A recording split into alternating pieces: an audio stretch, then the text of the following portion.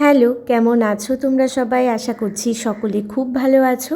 আমি মাম্পি আবারও আজ চলে এসেছি তোমাদের সাথে আরও একটা নতুন রেসিপি শেয়ার করব বলে। আজ আমি তোমাদের সাথে শেয়ার করব কিভাবে খুব সহজ পদ্ধতিতে ডালিয়ার খিচুড়ি রান্না করবে।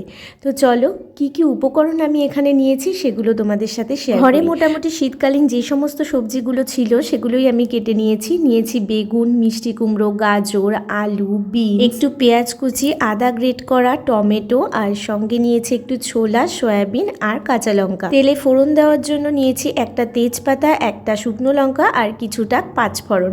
এদিকে আমি ডালিয়া আর ডালটাকেও নিয়ে নিয়েছি। আমি মুসুরির ডালের বানাচ্ছি, তোমরা চাইলে মুগ ডাল দিয়েও বানাতে পারো। যদি নিরামিষভাবে বানাতে চাও তাহলে পেঁয়াজ কুচি, মুসুরির ডাল এগুলোকে স্কিপ করতে পারো। তো চলো এবার শুরু করি রান্নাটা। প্রথমে কড়াইতে সর্ষের তেল গরম করে একটা শুকনো লঙ্কা, একটা তেজপাতা আর পাঁচফোড়ন দিয়ে একটু নাড়াচাড়া করে নিলাম। একটু পরে দিয়ে দিলাম পেঁয়াজ কুচিটা দিয়ে একটু ভালো করে ভেজে নিয়েছিলাম। একটু ব্রাউন কালার যখন হয়ে গেল তখন বাকি যে সবজিগুলো আছে সেগুলো একে একে দিয়ে দিলাম। যে কোনো পুজো পার্বণের দিনে তোমরা এরকম খিচুড়ি রান্না করতেই পারো। অনেকেই আছে যারা চালের খিচুড়ি খায় না পুজো করার পরে, অনেকে আছে ডালিয়া দিয়ে খিচুড়ি করে খায়, বা কোনো পার্বণের দিনে তারা ডালিয়ার ভাত অথবা খিচুড়ি খায়।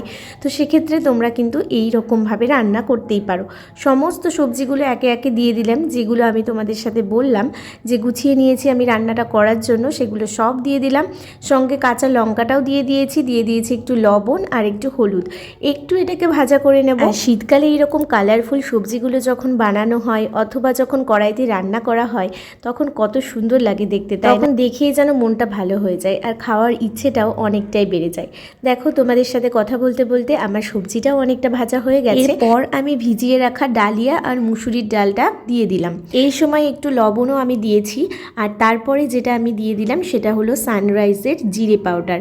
এই জিনিসটা আমি সমস্ত রান্নাতেই ব্যবহার করি, কারণ আমি সেই রকম কিছু মশলাপাতি তো দিই না, তো এটা দিয়েই আমি বেশিরভাগ রান্না করি। আর কাঁচা লঙ্কা চিড়িয়ে দিই। কোনো মশলাপাতি ছাড়াই রান্নাগুলো বেশ কিন্তু টেস্টি হয়। আচ্ছা, এরপর সমস্ত কিছু 1-1.5 মিনিট একটু নাড়াচাড়া করার পর হাঁড়িতে গরম জল করে নিয়েছিলাম, তার মধ্যে সবটা দিয়ে দিলাম। এরপর একটু ওয়েট করতে হবে খিচুড়িটা তৈরি হওয়ার জন্য। ডালিয়ার খিচুড়ি হতে বেশি সময়ও লাগে না, যেহেতু মুসুরির ডাল হতেও বেশি সময় লাগে না, তাই জন্য খিচুড়িটা পুরোপুরি রেডি হতে কিন্তু বেশি সময় লাগবে না। তোমরা যে যেরকম টেক্সচার পছন্দ করো খিচুড়ি, সেই অনুপাতে তোমরা জলটা দেবে।